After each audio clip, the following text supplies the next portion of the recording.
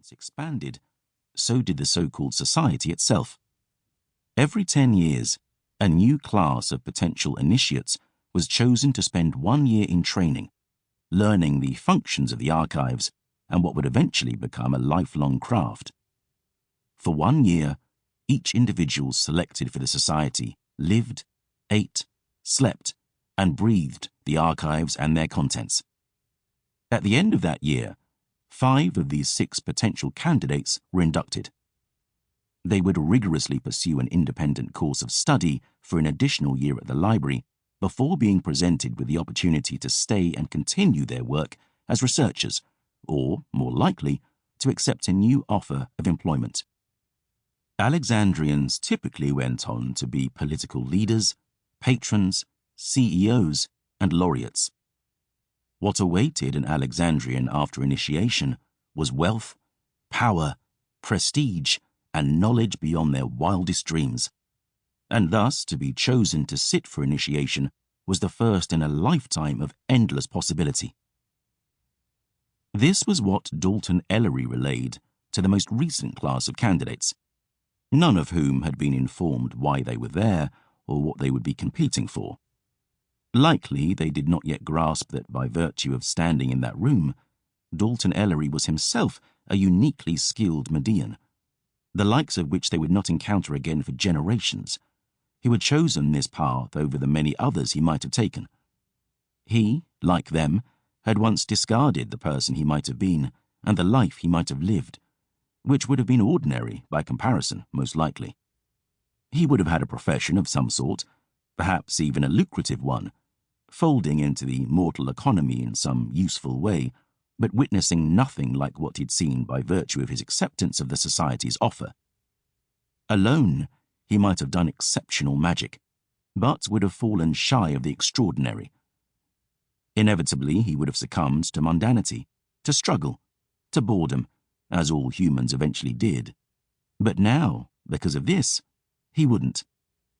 The pittances of a small existence would count among the many things he would never again risk since he took his seat in this room 10 years prior.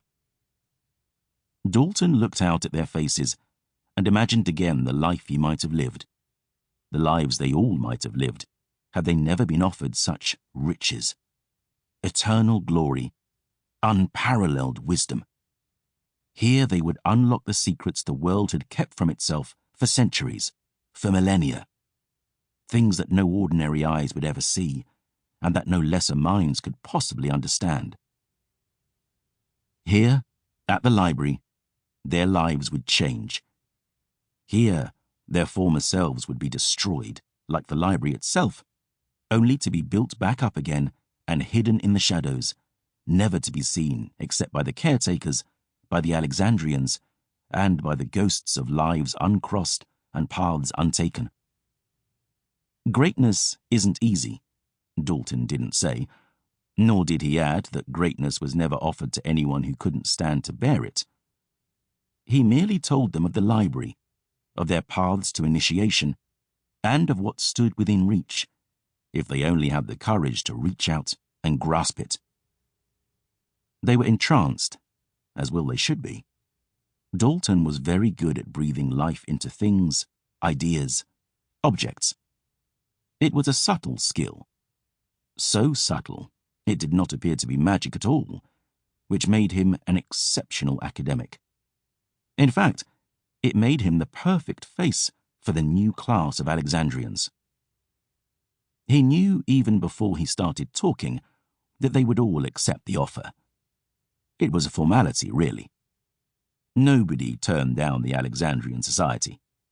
Even those pretending disinterest would be unable to resist. They would fight, he knew, tooth and nail, to survive the next year of their lives. And if they were as steadfast and talented as the society presumed them to be, most of them would. Most of them. The moral of the story is this: beware the man who faces you unarmed.